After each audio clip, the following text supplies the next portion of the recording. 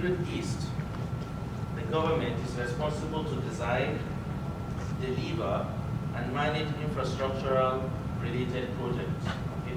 So what happens is, when there's a project to be delivered by the government, they can't do it alone because the size is so enormous, right?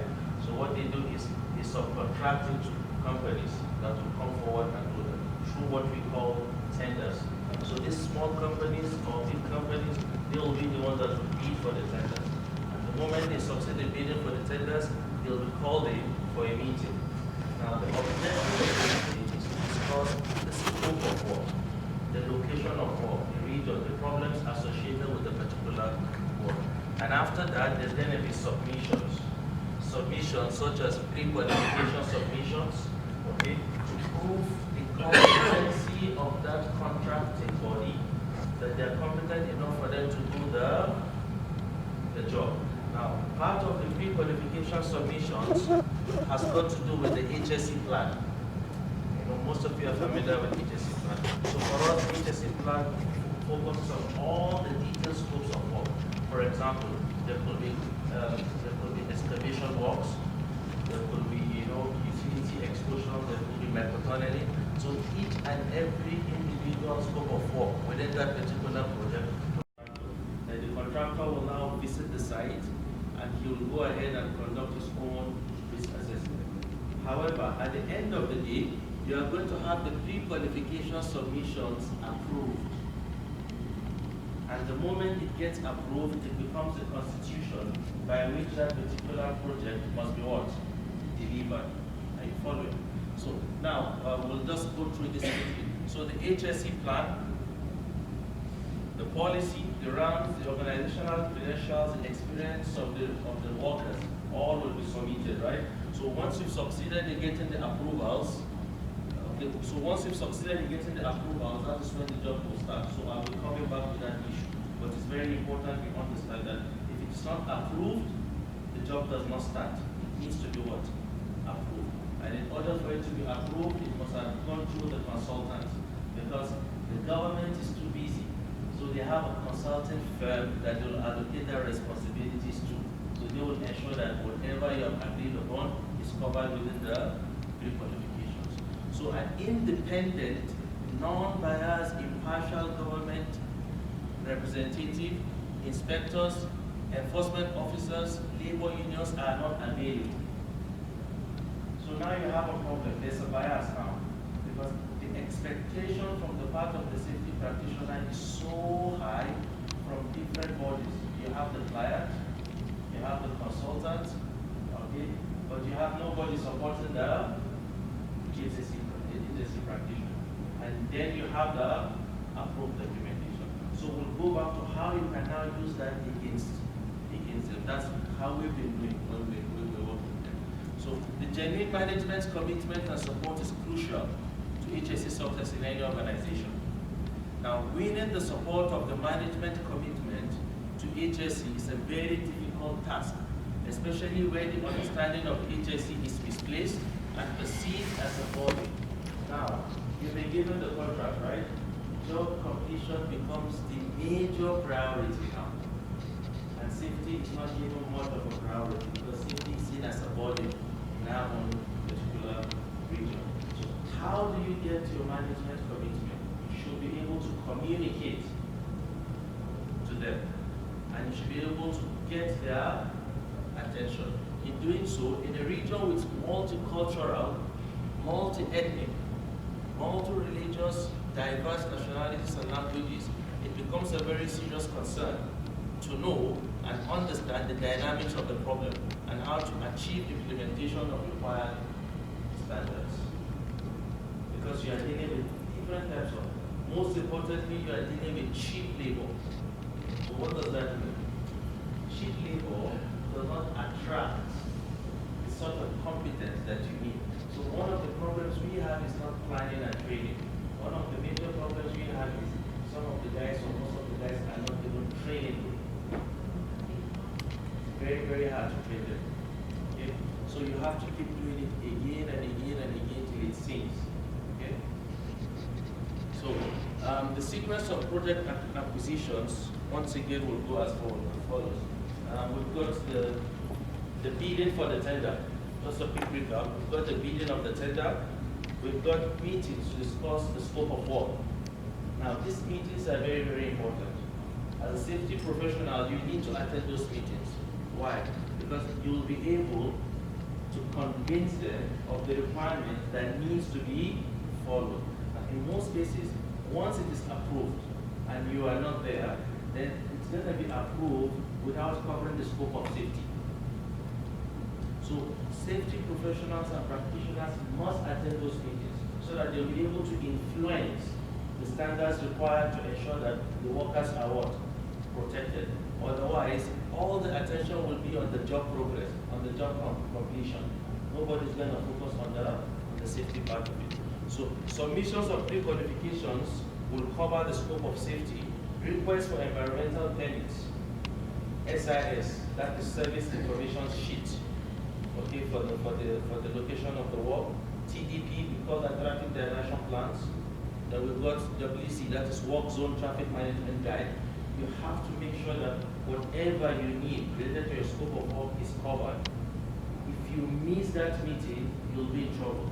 Because once it's approved, it's not covering your own interest, and how do you protect the safety of the people that you care for? So that's very, very important. So we always make sure, I particularly make sure I always attend those particular meetings.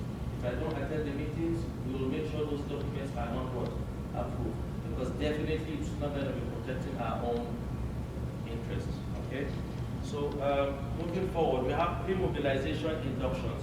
Now this is related to what you were talking about in your previous presentation. Like, workers may be having experience, but they may not be familiar with the location of work. They may not be familiar with the risks associated with that particular work location. So we send them for induction. Now, the first party to conduct the induction and training awareness will be the client. Why will the client honor that? Why? Because in the pre-qualification approval that we submitted, we made sure we mentioned that it was referenced. Are you following? You know, we said there's going to be a pre-qualification submission and it has to be what? Approved. So you need to make sure whatever you need to have implemented within your project that will protect the interests of the workers is all in the pre-qualification submission. And the moment it is approved, you use it against them. So at that time, you can insist that, okay, you need to provide this induction. Initially, we used to conduct the inductions, and we do not know the facility because I'm fresh, I'm new in that particular facility. So I need someone who is resident there to do the induction so that all of us will collectively be involved. Okay? So by doing so, you succeed in bringing them on board. So during pre-mobilizations, there's going to be inductions, there will be awareness trainings to ensure compliances to approved qualifications. Gentlemen, this is very, very important because at the end of the awareness trainings, we collect attendance, we take pictorial evidences, we open a file for each worker to prove that we fulfilled our own what? Requirements. We've done our own duty of care because, you know, let's face it, the safety practitioner is kind of fulfilling the duty of care on the part of the employer. Most employers do not know that because we believe safety is everybody's responsibility. Initially, it's becoming a burden because, like, we've had issues, I've had issues in the past whereby people will be deliberately negligent. Why? Because they expect the safety to come cover that particular aspect. So they'll be deliberate. So what we do now is we have signages everywhere, we have awarenesses everywhere that clearly stresses that you're responsible for your own safety. There's a duty of care from the perspective of the employer. We explain that the employer will provide you with safe access, safe egress, safe PPE, whatever you need to do your job. But you as a worker, you need to know that you are responsible for your own what? Your own safety. To whom is willing, there's no harm done. Because if you willfully put yourself in harm's way, we do not want that. It's a problem. And that's where we need to draw a line between limitations. Because really, there are certain workers that you cannot help. All you need to do is get them out of the way before they corrupt the other good workers. So, improvement of safety culture through accountability. Now, But they deliberately military. They just can't be told. they can be taught, but the issue is when you look at the psychology of some of the chief labors we have, they are used to doing what they are told to do. Trust me, some of them are, because imagine when you have certain people whose weight is very, very low, you know, they are used to being told what to do. Like when you have a kind of a standard for recruiting staffs, for instance, when you demand that the worker must have a minimum of a high school certificate, the expectation will be much higher as compared to a person without even a primary school certificate. Whereas in this part of the world, majority of the people have completed high school, and you can easily communicate with them in English, right? In our own area, we need translators sometimes in different types of languages. So you see, and when you are translating, there's going to be some communication issues. So that is why the frequency of toolbox talk we conduct is much higher. It has to be on daily basis. So in the statement you chose in those words, so improvement in safety culture through accountability, parentheses, discipline, do you need improvement in safety experience? Because the culture, I think, discipline side is antithetical to the concepts of culture, which are to buy into a common vision, goals around safety and protection, not only for myself, but for all my coworkers. So I see that as culture, whereas I think you're talking about experience. So if you, through discipline and the iron fist, you have compliance, you call it, is that culture, or is that true? Is that experience? When you look at the situation, most people are not mentored, even in the West here. They show you the qualifications and they get the job. And most times you have the expectation that for them to have such qualifications, they ought to be able to do the job. So now, come down to our own level, whereby you have people who by default, they are used to do only what they are told to do. Even the safety officers, they make an observation, they don't give recommendations. They want you to give them the recommendations. Whereas their job is to identify unsafe work, unsafe conditions, and recommend a corrective action. Now, when they've done that and they do not succeed, that's when I'm supposed to come in. You see, because what we do is each area is allocated to a professional. Okay, this is your area. Now within this area, these are your duties. So back to your own question, the issue we have is influence. For people, for majority, I'm sorry to say this, but it's the truth. For majority of the people that we use, they are influenced by each other's actions. What they see is what they imitate. You see, so when they see someone doing the wrong thing, for example, deliberately decide not to use a PPE, they may decide to do the same thing. Copycat, exactly. So you have no choice. You need to ensure that you appreciate good work and you penalize what? Bad work. Because imagine the project might take 6 months to a year before it completes. It's not like a 2, 3, 4, 5 years project. You do not have all the time of the world to kind of educate them to do the right thing. Before you know it, you are about to finish the project. So you need to have quick results, something that will work quickly. Unfortunately, that has to do with having scapegoats sometimes. I understand what you're saying. Part of the problem is it takes between 3 and 5 years to develop a good database safety program. Excellent. You can't. It's not something you just turn the switch on and it happens. It has to be developed. Excellent. And you know, if you have a culture that's not accustomed to having to follow safety rules and stuff like that, it's going to take longer than it will if you have that base already established. I mean, there's no easy answers for something like that, but having the employees buy into it. Discipline only works to a certain degree. Okay, I'll give you an example. Because for us, that's why I'm sharing what works for us. Yeah. Because when you look at it from a different perspective, you find it hard to believe, but what works for us, like I said, that we ensure now we have qualified safety professionals. Like I have a team of like 2 guys that we work with. It's not at that peak where you just communicate with them one way and they grab what you mean. See? And at the same time, most of the time they'll be recruited, like when you're about to start the work. For example, if you're a business owner, are you willing to pay salaries when work has not commenced? You see, it's not economically wise, right? So usually when the project has been awarded, that is when you begin to what? Get the workers. So time is not on your own favor. So you need to have competent supervisors. You know, competent supervisors, competent safety professionals that will drive the message, that will make sure that in a very, very short time, at least they have an understanding regarding how to go about their own safe work. So for example, before the start of every activity, there's a toolbox talk, where there's a translation for them to understand we need to do this, we need to do that. Do that the next day, do that the third day. Within a week, everybody's beginning to understand. Whereas if they are okay guys, if they have a minimum of, let's say, high school certificate, for example, you don't need to have their sort of repetitive toolbox talk for them to understand what you're talking about. But yes, there has to be accountability. Because without accountability, you'll be dealing with mistakes again and again and again and again and again.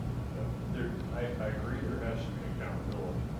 The only problem with discipline, and I'm just from experience, what ends up happening is that after a while, if you aren't developing that behavior base and that complete buying into the system, eventually what happens is people start not reporting things, not seeing things, and not telling you what happens.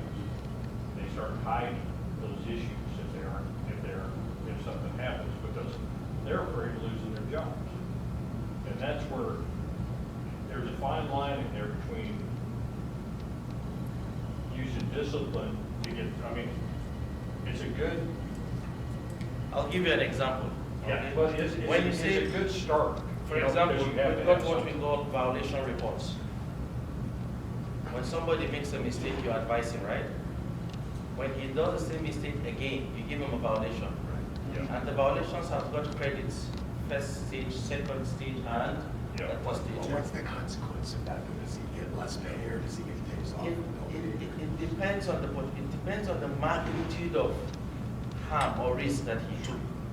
You know, the risk level could be very, very high. The risk level could be low. Do you fire him if it's You know, high?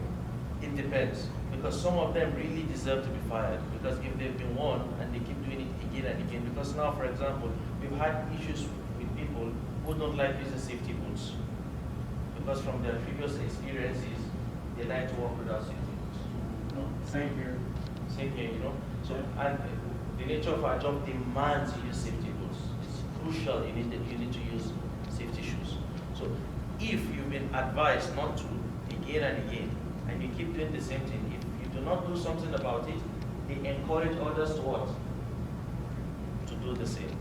Do you provide him with safety boots? Yes, free of cost, good qualities, comfortable ones, you know. So this is the issue, because you don't have that much time, like you said. You don't have that. Imagine the project might finish within 6 months. It might take a year. So what we needed to do to compensate for that was to have more supervisors. Whereas, like for example, now I have a certain project where we have like all in all 500 workers, right? And we have almost 70 supervisors for 500 workers. That's not necessary, not required.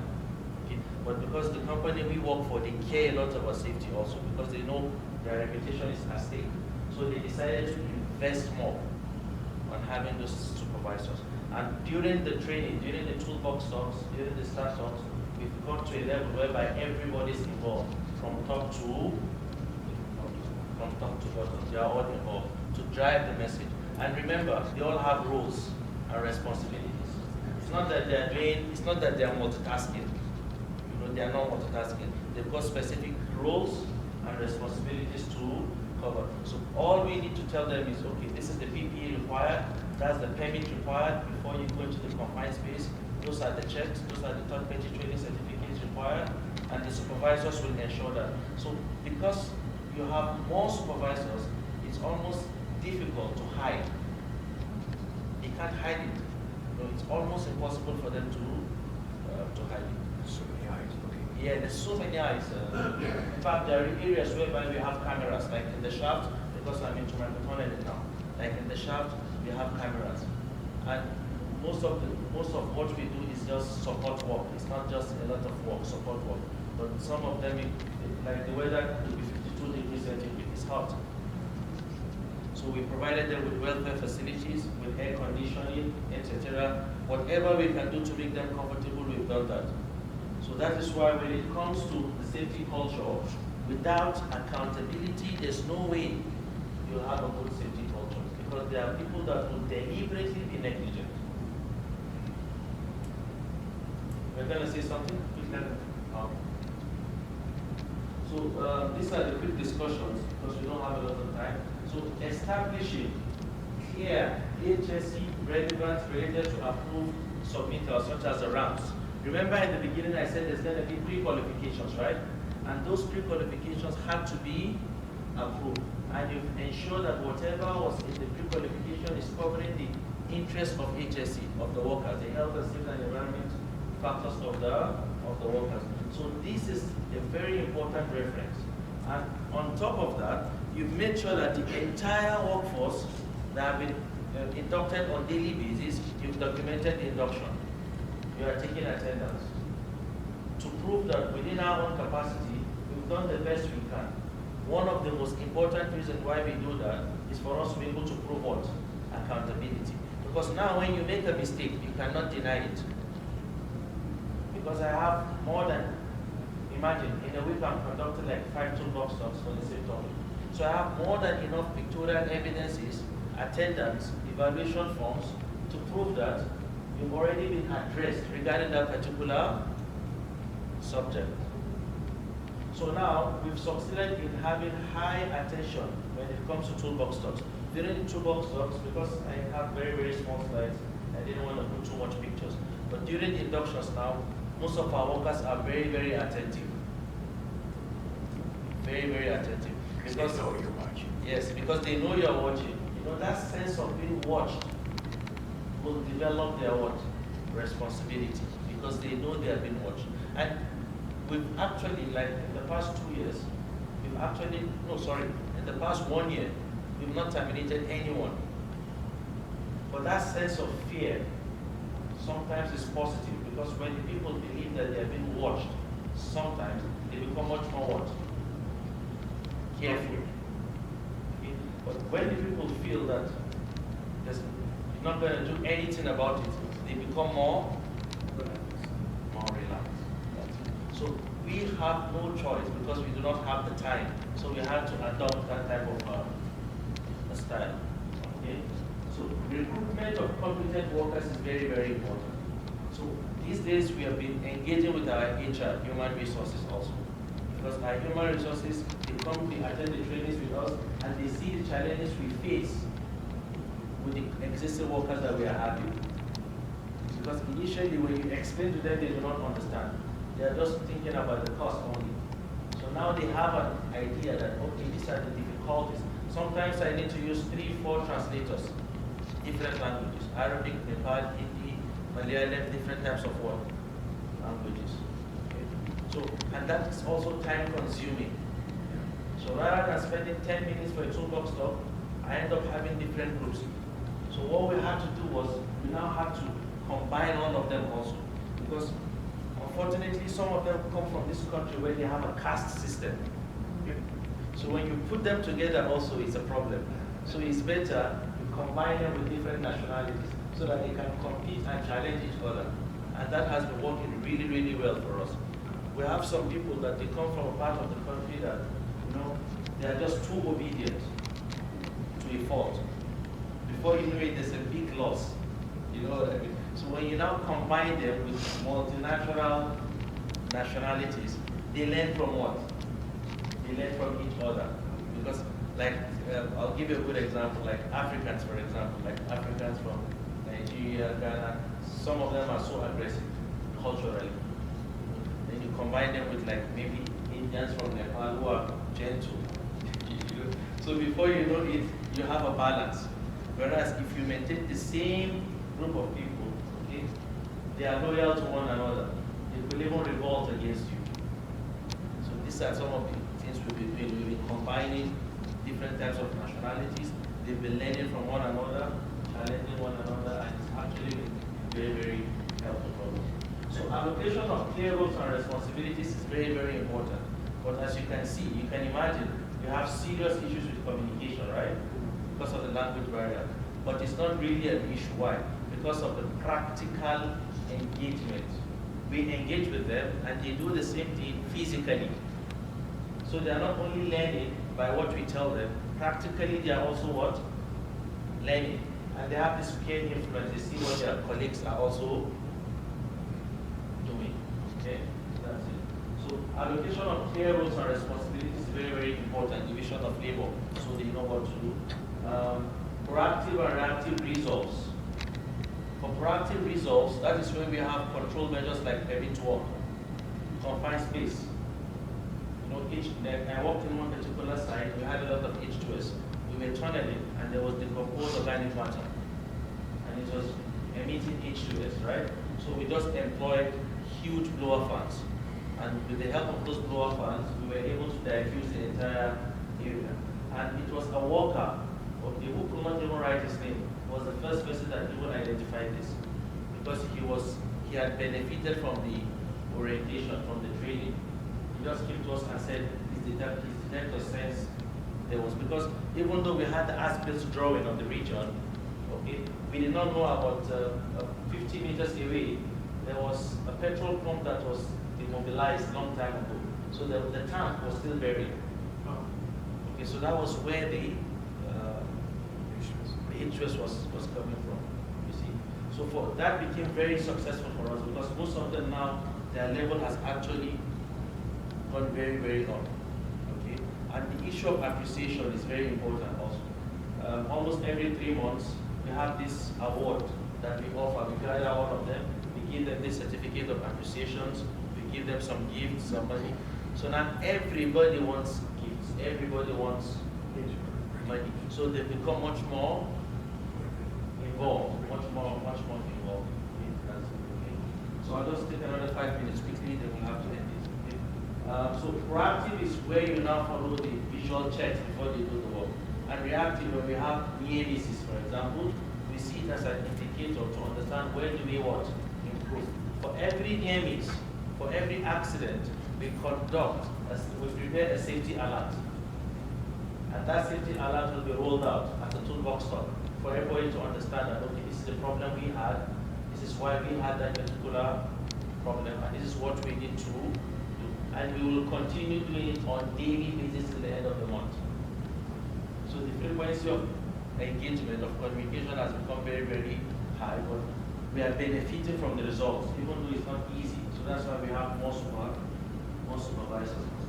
So clearly, communication, competence, control, and cooperation can only be achieved when there is followership.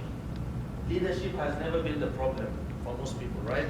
The problem has always been the followership. How do you get people to follow through? And in order for them to follow, there has to be what? Clear communication. So it's expensive for us, but it's working because we have to bring in more supervisors. So understanding the need for the HSE compliance is also important. Okay? And most importantly, management, top management. You are not only focusing on those below. You are starting from the top. And that is why I made reference to the pre-qualification submissions. Because when you go for the bidding of the contracts, you are with the top management.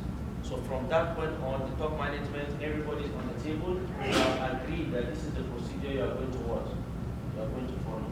Okay? But basically, you need to know your what? Limitations. In everything you do in life, you need to know your limitations. Okay? We've compromised a lot with certain workers because we wanted to keep those workers. And we spent so much money on them, but their mindset is not open to change. And the moment we had to let some of them go, others, they became much more cooperating. I just don't understand. Human nature is like that.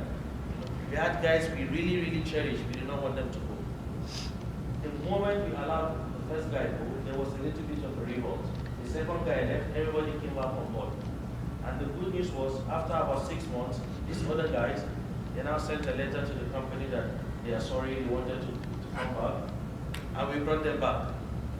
So everybody is happy, and at least they've learned the lesson that you wanted them to do. So in short, because I think I've run out of time. So for us, the only way. It probably doesn't matter because you're the last speaker, so we go. So I can go on. Should I continue? Yeah, Chairman Porter went 15 minutes over time. So by letting the first people go, the other fear places on the other employees being off. I might lose my job. So Yes. Straight away they're Yes. engaging. Yes, and they started engaging. He started engaging with us. They were not asking questions. Now they are asking questions. Now I'm here, and I keep receiving messages from almost everybody. I have a WhatsApp group, okay? And sometimes they bypass the people they're supposed to talk to, and they directly keep sending me messages. Initially, they were not doing that. Now they want to ask questions. Okay? Meanwhile, before, they will tell you, I saw so and so person do it that way, and that was why I did it that way.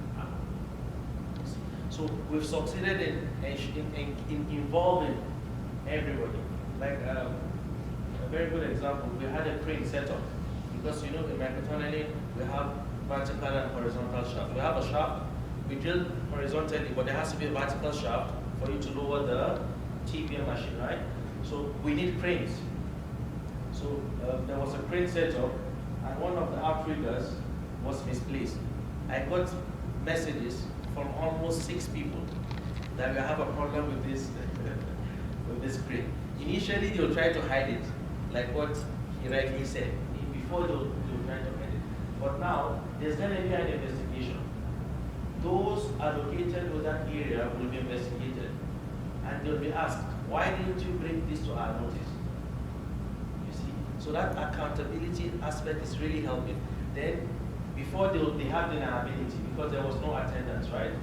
Now we have attendance, we have their signatures, we have their employment numbers, we have pictorial evidences. You see what I mean? So what do you have now? You have no excuse now. And if you have the first excuse, I will bring you almost 5, 6, 7, 8 samples and tell you, okay, these are evidences. What do you say now? See?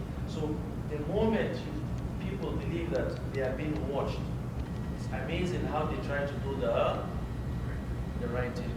But we've always had conflict with our emotions because we are all family members, we have kids, we don't want to harm anybody, we care about the people.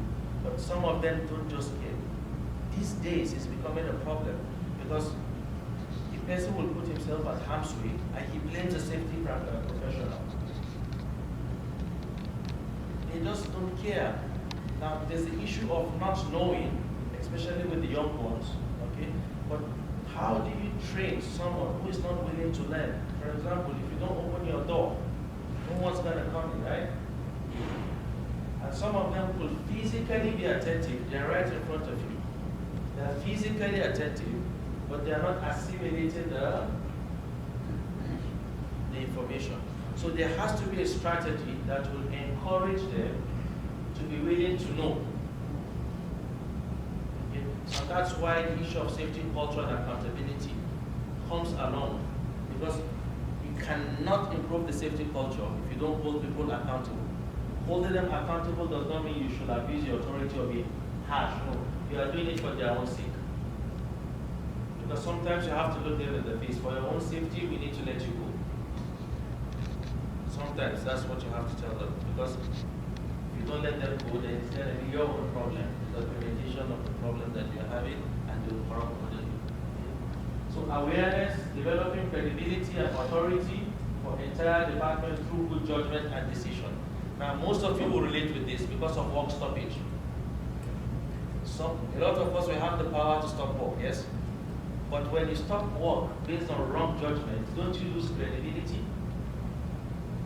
And that's where communication matters a lot. You don't just stop work. You need to be 100% certain you are stopping work for the right reason. Because if you stop work for the wrong reason, you lose credibility. If If you lose credibility and you attempt to stop work tomorrow, who's going to listen to you? You see, that's the issue. So here, we need to develop credibility by making the right judgment. You just have to get it right the first time. If you don't get it right the first time, everybody, because work stoppage is what? Business disruption, loss of money. Everybody will capitalize on that. Everybody will make reference to that. Have something to say? No, but maybe Please go stopping ahead. work, it's like the death penalty for a safety person. You need to make sure that you're right on track with your decision, because then they're going to try to harm you. Yes. That's it. So, But if you have to do it, you got to do it. so we always engage people, all the supervisors. For me now, if there's no supervisor or engineer on the site, work stops automatically. Because if there's a problem, who do we consult with? You see? So automatically work stops. That's it. So these are the simple changes we had to make in order for us to be able to survive. So promoting accountability is also very important. Sometimes you just have to appreciate good work. That's just it. If you do not appreciate good work, then what's the point of people doing the right thing? Then implementing due process of the procedures. Do not compromise on whatever procedures that you have agreed towards to follow. And when I'm talking about procedures, I'm taking you back to the pre-qualification submission we mentioned in the beginning, where everything related to the job has been agreed and approved by all involved parties. Because that will remain the reference. You'll always keep making. When something goes out of place, that will always be the reference. You'll always keep on making. So you see, the objective of the procedure is to keep the people safe. If you do not get them to follow the procedure, you're not going to achieve the safety that you desire. So they have to go hand in hand together. And that's why you cannot compromise on the procedures. You cannot compromise on the procedures. Okay? And once again, knowing your limitations. So any questions? I can see that you're having your challenges just like ours. Yes, Some of the topics you spoke about made me think of some site where when we made safety glasses mandatory, and, there's always one or two dudes Thank you so much. that they're waiting to get fired before putting their damn safety glasses. Yeah, sometimes Here in North America. sometimes you just have to find yourself one scapegoat, and everybody will fall in line. That's just the reality. You know? Otherwise, people just take advantage of your good side. So sometimes that's what you have to do. Another half an hour. Thank you so much. Thank you.